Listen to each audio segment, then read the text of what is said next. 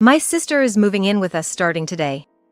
It's all good stuff for both of us, and there's really no reason to object, right?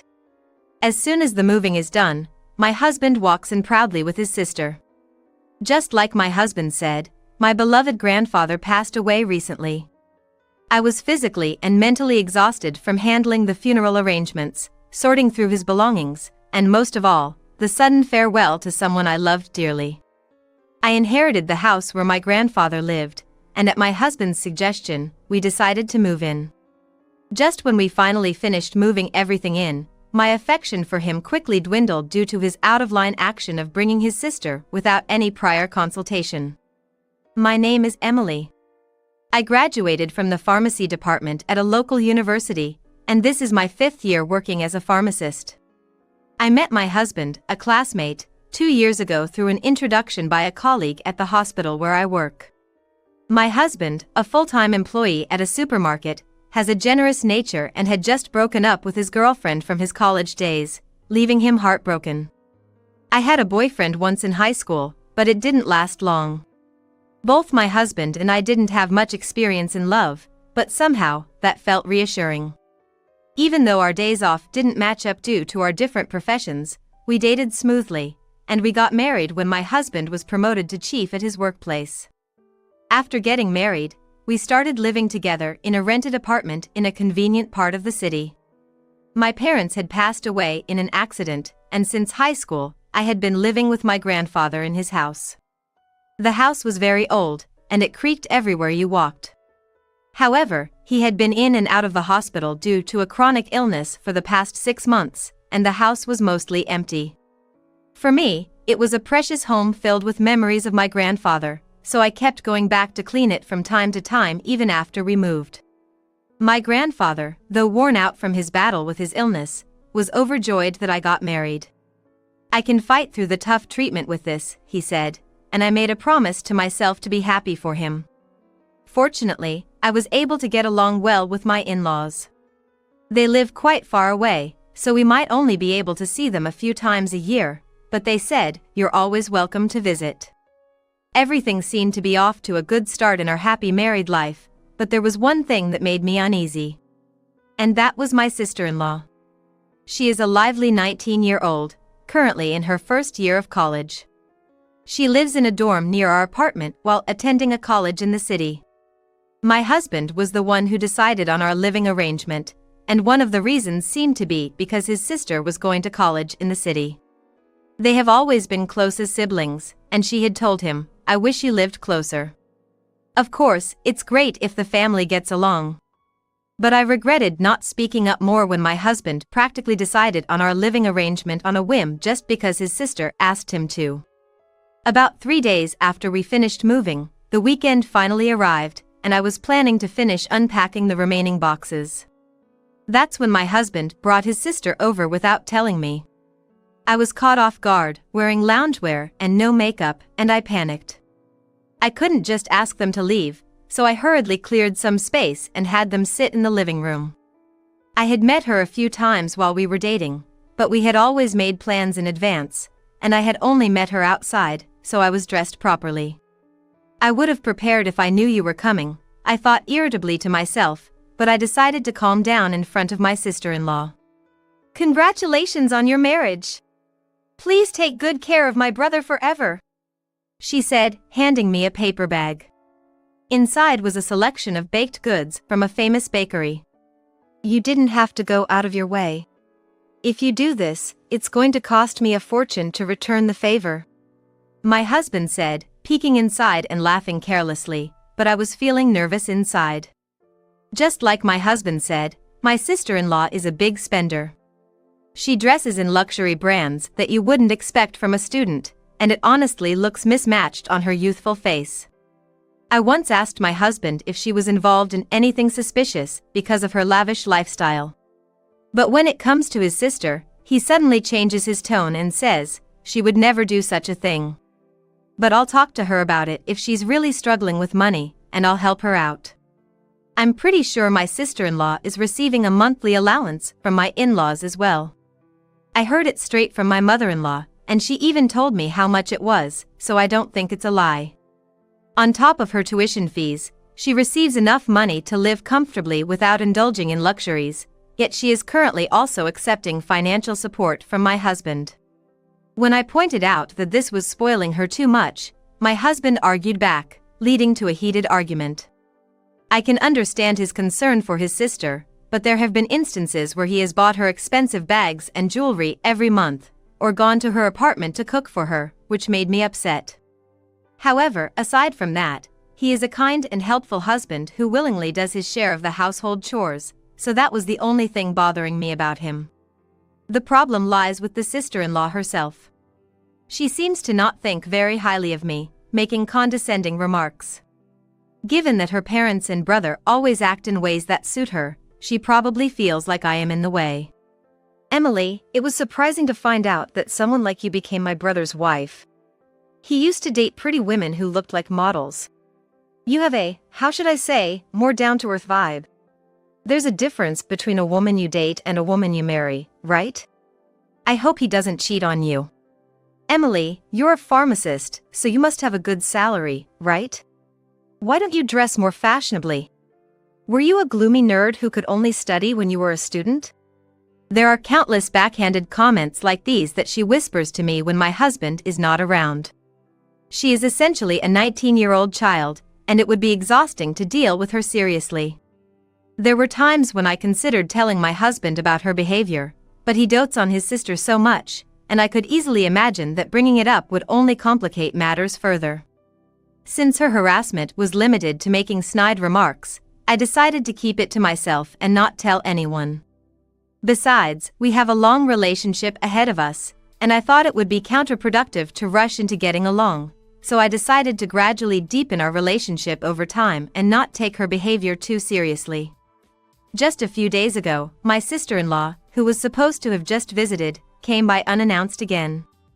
However, at that time, my husband was not yet home, and I was preparing to go to work in the afternoon. The cafeteria was crowded, so I thought I'd come here for lunch. I brought some friends too, is that okay? While I wanted to yell at her for her audacity, there were girls around her age standing behind her, so I managed to keep my cool and asked them to leave. I don't know how she explained this situation, but I received numerous calls from my husband while I was at work in the evening. Are you out of your mind, turning away hungry young girls? If you didn't have time, you could have at least given them money. My sister called me saying she was embarrassed in front of her friends. I'm not sure if this incident was the trigger, but since then I've noticed a change in my husband's attitude. He gradually stopped doing the household chores that we had agreed to share, and as I couldn't stand seeing things left undone for days, I ended up doing everything myself, making it solely my responsibility. I thought he had a generous personality, but it turns out he is just sloppy and quick to lose interest. He would buy things for his new hobbies, only to let them gather dust soon after. This was a common occurrence. It would be one thing if it was just his own room, but when he started cluttering up the dining table and the car with his hobby stuff, I had to say something. However, he only ignored me, not taking any real action to address the issue. I'm starting to feel that he is losing interest in me, as he thinks I nag too much. Despite his sloppiness, he acts differently towards his sister. Her unannounced visits continue, during which she would eat our food and openly harass me without holding back. At first, she would only make snide remarks when my husband was not around, but recently, knowing how much her brother adores her, she has become bold enough to openly make snide remarks. My sister-in-law criticizes the food I make, saying things like, "The seasoning is too strong. Are you really a pharmacist? Are you trying to make people sick with your food so they have to buy medicine? My brother should be careful." She would make such cruel jokes, demeaning even my profession, but my husband would just laugh along with her. Moreover, she would regularly wheedle substantial amounts of money from my husband, far more than a simple allowance. I could understand if she said she was running out of money for living expenses, or if she wanted to buy textbooks for college, but wanting to buy a birthday present for a friend seems like a personal matter to me. In addition, she drags her husband around, making him accompany her on shopping trips and making him buy high-end brand items. Of course, When I point this out, she gets angry and says, "It's my own money, I can do what I want with it," making it impossible to have a rational discussion. My husband probably has no clue that his sister, who gets whatever she asks for, is mocking me behind his back, while I, who have received nothing, am left to suffer. The moment I say a word to her, she immediately puts on a crying face and dramatically seeks help from her husband. He is completely fooled by such over-the-top acting, it's just pitiful. I realized too late that my husband is an extreme sister complex. The sight of him 100% believing everything his sister says and lecturing me is so absurd, it's enough to make any feelings of love wither away. But eventually, I noticed that she's already a junior in college. I thought that she would become busier with job hunting and writing her thesis, and we would see less of each other, so I decided to endure it a little longer. I hoped that after she graduated and got married quickly, her malicious nature would calm down somewhat. However, what really brought me down wasn't my husband or his sister, but the passing of my beloved grandfather. Since I have no grandmother or parents, I was the one to inherit his estate. I was considering what to do with the remaining house, thinking about demolishing it to keep the beautiful memories. But my husband stopped me, suggesting that since it's such a magnificent house, we should live in it as a couple. My grandfather had a long hospital stay in his later years, so he hardly had any contact with my husband. The fact that my husband, who is cold to everyone but his sister, suggested keeping this house was completely unexpected, and I was overjoyed at the time. My grandfather was gone, but I could come back to this house. I hadn't felt such a thrill in my chest since getting married, but it was shattered just a few months later. When we did a house inspection before moving in, we found that the plumbing needed repairs, but that was about it. My grandfather had cherished the house he built in his youth, and even the contractor said it was in quite good shape for its age. The creaking of the floors was a concern, but I thought it would be fine to consider remodeling when a new family was born between my husband and me. I made steady progress cleaning the rooms in between work, and I also sorted through my grandfather's belongings. Once everything was packed and ready to move, I proceeded with preparations while asking for help from the moving company. In the middle of all this, my husband disappeared without saying anything, so I thought he might have gone to the nearby convenience store. But when it was time to leave, he still hadn't returned, and when I called him in a panic, all he said was, "Go ahead," in a curt tone. I didn't understand what was happening, but I couldn't keep the movers waiting any longer, so I decided to go to my grandfather's house first. It was only after all the belongings were moved in, and the paperwork with the movers was finished, that I finally saw my husband. When I saw his sister standing close beside him, I had a bad feeling. And I was right, my husband said something outrageous. "From today, the three of us are going to live together. The house is big enough, and it would be lonely for the two of us, wouldn't it? It's cruel to make my little sister live in a tiny apartment every month, and this is perfect timing.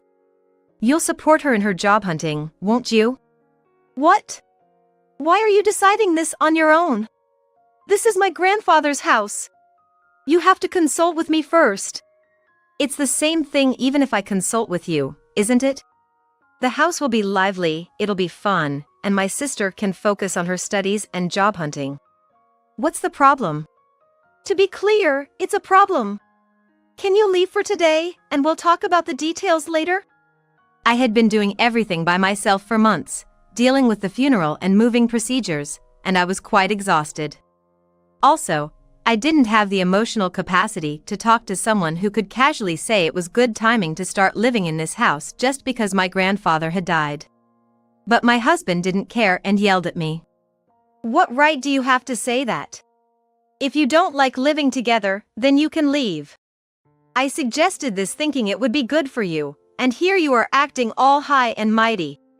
I'd feel relieved if you were gone. I won't show any mercy to someone who treats my important family like this." I was shocked by his tone, as if he didn't even consider me family. But I realized I didn't need to seriously involve myself with such ridiculous people and decided to remain calm on purpose. "So what now? If I leave, you realize that means we're getting a divorce, right?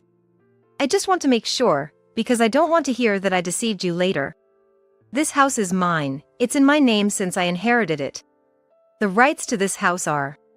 Since we're getting a divorce, that means we'll be dividing our assets, right? This house is a substantial inheritance. So, you want to say that just because your granddad owned it, it's all yours?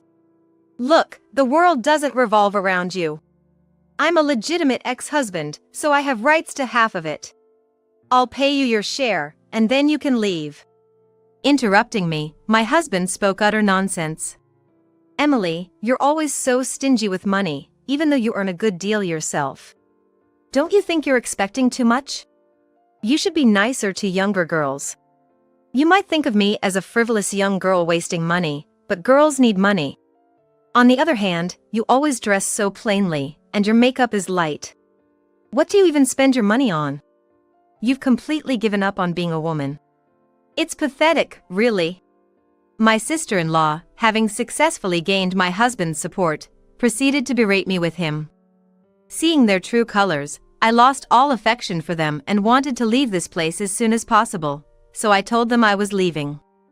I don't care about the house rights anymore, but are you really sure about this? I just want to confirm that I've made myself clear. The siblings looked momentarily dumbfounded by the swift resolution, but soon they started smirking again. Trying to shake us up, huh?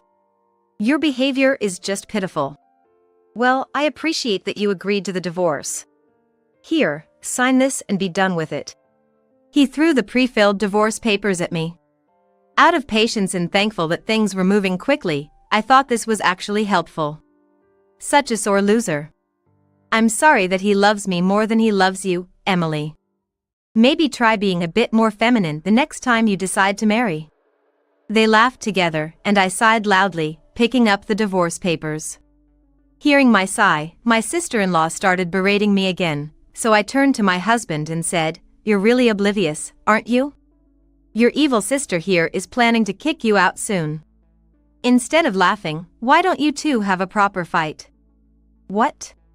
What are you talking about? My husband seemed completely clueless, still tilting his head in confusion. However, my sister-in-law, perhaps due to her youth, couldn't keep a poker face and her expression froze. When my husband called her name, she snapped back to reality and shouted, "What are you talking about? There's no way I'd do something like that." But the agitation in her voice was clear, and it seemed to sway my husband's beliefs. Seeing my chance to turn the tables, I forgot my fatigue and decided to kindly explain everything to them. I just happened to hear it at a bar in front of the college. You were too obsessed with your sister and weren't coming home, and I was tired from dealing with paperwork and didn't have the energy to cook, so I decided to dine out with a friend to refresh myself. I took out my phone and played a recording. Grandma's passed away, so I'll be getting that house soon. Auntie is honestly annoying, but I have my brother on my side. He listens to everything I say. I helped him when he was being bullied by my guy friends, and he's been like this ever since. It's hilarious. Well, they have money, and I'm planning to use them well and get that house. No need to pay rent, and I heard the house is spacious. It's perfect. I want to live there with you, Mike, so after I get the house, I'll suck money from my brother and kick him out. I'm sure it'll be fine. If my brother brings up divorce using the house as a condition, I'm sure Emily will be desperate. Luckily, I was sitting close by, so despite the noisy bar, the audio was clear. At first, she was bad-mouthing not just me but also my husband, so I started recording out of curiosity. But as they drank more and got carried away, she began to talk about her terrible plan, and I unexpectedly caught her in the act. I decided not to tell my husband right away, thinking I would judge his actions first. And disappointingly, he played right into my sister-in-law's hands, presenting me with a divorce. So, I agreed. On my way back from the restroom, I confirmed that the person sitting at the seat was my sister-in-law. My husband was staring at her face with a pale complexion, trembling in his voice. The sister-in-law had been looking down for a while, but suddenly she looked up and, with a flushed face, exclaimed, "This is a fabrication. There's no way you could be so lucky to be in the same restaurant. You don't even know about my boyfriend, And it's creepy to make assumptions just because you saw my face for a moment. And by the way, even if this was really me, eavesdropping so boldly is insane. It's fine to play detective, but don't involve other people. She seemed to still have enough energy to push back, so I played the continuation of the audio recording that I had paused. The sound of boots making a loud noise as they staggered towards the restroom, apparently from someone who was drunk. Immediately after, a man was recorded talking on the phone with someone. The person on the other end seemed to be a woman, speaking in a coddling voice. The man spoke of the sister-in-law as if she were an ATM, stating that he was going to get a house from the ATM's home. He mentioned that whatever he asked for, the sister-in-law would give to him, and since she wasn't working, she would also give him money. It appeared that the brand name items the sister-in-law had received from my husband until now were being passed on to this boyfriend, and in addition to my husband's salary, the money she earned from her part-time job was also being given to this man. Initially, I felt a bit of pity for the sister-in-law who was being played, but now the situation is different. She was secretly devising a sinister plan behind my back, even trying to involve my grandfather's house in it, so I thought she should face the consequences. When the playback ended and I glanced at my sister-in-law, she was already in a daze. She had lost the energy to insist it was a case of mistaken identity, so in my husband's mind, it must have been confirmed that the woman he had been talking to earlier was indeed his sister. I had said all I needed to say, so I was about to leave when I was strongly pulled back by my arm. Wait! You understand now, right, Emily? I was just being deceived. Let's cancel the divorce and live happily together as we promised. Huh? No need to cancel it. I have the intention to divorce too. Besides, your adorable sister is crying, isn't she? You should take responsibility and take care of her until the end. I turned towards my husband with a refreshing smile as if a weight had been lifted off my shoulders, grabbed the bare essentials, and swiftly left the scene. Later, I filed the divorce papers, and the divorce was finalized. I would like to say that I am now happily enjoying my single life, but as it turns out, things aren't that simple. My ex-husband was squatting in my grandfather's house, refusing to leave. Not wanting any contact, I had a lawyer mediate, explaining diligently that the inheritance is not subject to property division, but he expressed his anger towards the law, saying then what the heck is property division? How can a husband have no rights, and we were at an impasse. So, I decided to consult my ex-in-laws, whom I had been in regular contact with. They flew in like the wind and gave my ex-husband and sister-in-law a good scolding at my grandfather's house and her apartment, respectively. My father-in-law is apparently quite intimidating when he's angry, enough to make the nefarious siblings shake in their boots, and my mother-in-law later shared the story with a laugh. I think I finally understood why my ex-husband didn't want to visit his parents' house too often after we got married. Regarding the divorce, my in-laws offered an apology. However, I explained that they weren't involved in the matter at all, and I didn't intend to stay in touch with them after the divorce for that reason. I only asked them not to give my new phone number and email address to my ex-husband before hanging up. I think my ex-husband was so persistent about the inheritance probably because he had no savings. When we got married, I suggested opening a new bank account for us to save money together, but he rejected the idea. He had student loans, smartphone bills, other payments related to his hobbies, and on top of that, he gave a considerable amount of money to his sister every month, so he said there was no way he could save any money. So, we settled on saving money separately. I was investing in mutual funds, so I didn't have much cash on hand, and there was no way I could give any money to my ex-husband anyway. Moreover, I have communicated to my ex-husband through a lawyer that I will not demand alimony on the condition that we do not divide our assets. Since I was pressured by my father-in-law's authority to that document, I intend to make sure it is strictly adhered to. It turns out that my ex-husband, who was squatting in my grandfather's house which has now become mine, as well as my sister-in-law, who was squandering her allowance, were both taken back to their parents' house. My ex-husband was made to quit his job, and my sister-in-law was forced to drop out of college, they are apparently working as entry-level employees in a company run by our relatives. They are being completely reformed, both physically and mentally, through grueling Spartan training and seem to be working while crying every day. My mother-in-law sent me a picture of my ex-husband, whose beer belly has completely disappeared and is now in great shape, but I didn't feel a thing. As for my sister-in-law, she initially tried to use her youth and beauty to cozy up to her boss, but she was completely ignored, luckily because the president is a relative. She's had to remove her long, glittering nails, and now she's doing a fantastic job of digging in the dirt and sweating it out. On the other hand, I am enjoying my peaceful days in my grandfather's nature-filled house. I do feel lonely without my grandfather, but when I do, I can flip through the organized albums and go back to those times. It feels like my grandfather is watching over me in this warm house, and I'm thinking it wouldn't be a bad idea to invite some close friends over for a party.